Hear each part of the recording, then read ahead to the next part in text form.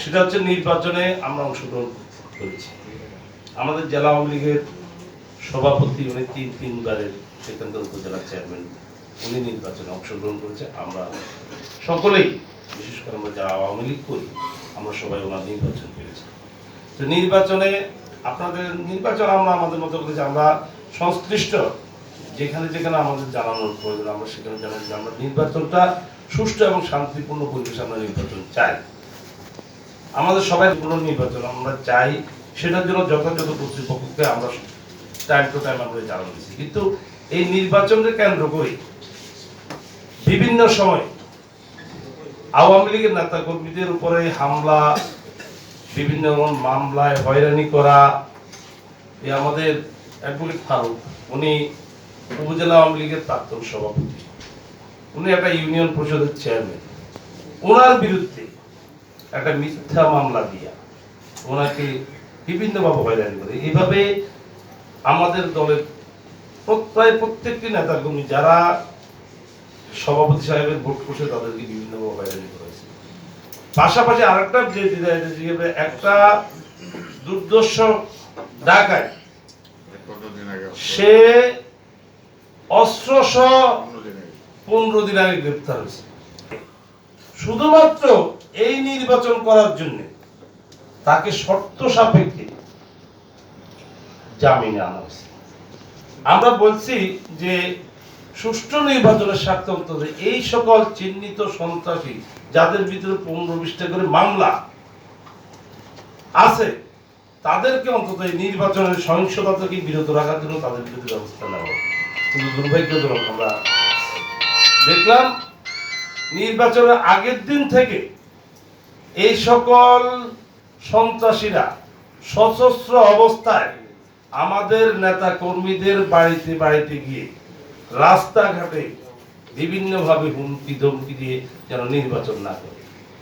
তারপরে নির্বাচনের দিন সকালে আমাদের একটি কেন্দ্রের দায়িত্বপ্রাপ্ত কেন্দ্র প্রধান, নামটা কি শামসুদ্দিন সর্দার, উনি অলরেডি এখন মানে উনাকে এলো পাথাড়ি এমন ভাবে কোপানো হয়েছে, তাকে মুমূর্ষ অবস্থায় ঢাকা পাঠানো হয়েছে। এখন ঢাকা থেকে এখন আবার তাকে আদর হসপিটাল আছে, ওনার পা সম্ভবত ঠিক হবে না, পা 2 ভাগ করে দিয়েছে। পাশাপাশি আমি একটা জিনিস বলি, এই যেমন আমরা নির্বাচন জায়গাতে আমাদের যুক্তিতে আমরা দেখাইতে হবে যে আমরা দেখলাম টিভির স্ক্রিনের যে শট আমরা পেলাম, সেখানে 56টি কেন্দ্রে আমাদের প্রার্থী 1300+ ভোটে এগিয়ে ছিল। এগিয়ে থাকার পরে 56টা কেন্দ্রের রেজাল্ট আসি গেল এবং সেই কেন্দ্রগুলা উপজেলার পাশেই, উপজেলা থেকে হাঁটি যেতে 5 মিনিট সময় লাগে, অনেক কেন্দ্র কয়েকটা কেন্দ্র আছে। তাহলে 56টা কেন্দ্রে আমরা এগিয়েছিলাম 1300+ ভোটে। ওই 5টা কেন্দ্রের রেজাল্ট আসতে প্রায় 3 থেকে 4 ঘন্টা সময় কেন লাগে? 3 থেকে 4 ঘন্টা সময়। আমাদের প্রশ্ন ওই জায়গাতে যে আমরা এগিয়ে থাকার পর 3 থেকে 4 ঘন্টা পরে এবং আনারস মার্কার প্রার্থী ওইখানে যাওয়ার পরে কেন আমাদের প্রার্থী 3 বছর পরাজিত দেখানো হইল? ফেসবুক লাইভে দেখছেন অলরেডি যে ওনাদের উপস্থিতিতে এটা তো বুঝার বাকি নেই। পাশাপাশি আমি একটা কথা বলি, যেটা হচ্ছে যে আমরা তো সদরে আমরা আমাদের ভাই আমরা সুবর্ণচর আমাদের 4 বছর আমরা একসাথেই আমরা ছিলাম।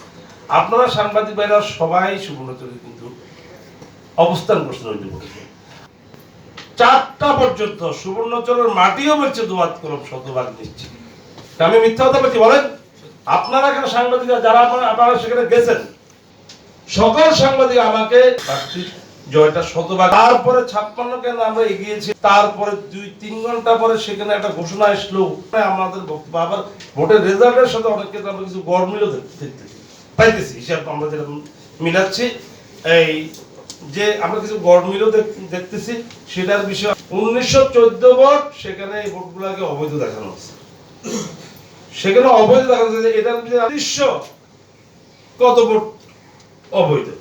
আমরা কিছুটা এই গরমিলগুলোর কারণে আমাদের এজেন্টদের তথ্য অনুযায়ী দায়িত্বপ্রাপ্ত নেতাদের তথ্য অনুযায়ী আমরা আমাদের পদক্ষেপ আমরা গ্রহণ করছি। কিন্তু দুর্ভাগ্যজনক হলো সত্য যে সেটা হচ্ছে যে শুধু যে বিভৎস যে নির্যাতন যে চিত্র যেটা আপনারা দেখছেন, এই চিত্র বাস্তব চিত্র এর চেয়ে আরো ভয়াবহ।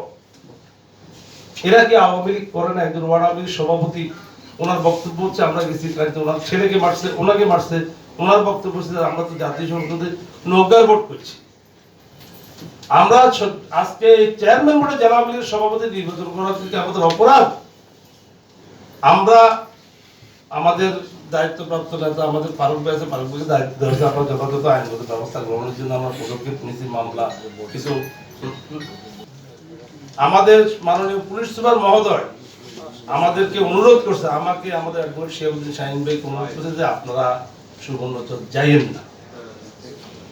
যে তারপরে আমাদের দিলদার হোসেন জোনায়েদ ভোটের আগের দিন প্রার্থীর বাড়িতে গেছে, সেখানে একজন কর্মকর্তা তাকে 3 বার ফোন দিছে যে আপনি চলে আসুন। কেন গেছেন? ঠিক আছে। আমরা যথাযথ আইনকে সম্মান করছি, আমাদের যাওয়াটা সেখানে কোনো বহিরাগত যায় নাই, সেখানে কবিরার থেকে লোক যায় নাই, সেখানে আন্ডারচর থেকে সন্ত্রাসীরা যায় নাই, তাহলে সেটার কি কোনো ব্যবস্থা হয়েছে?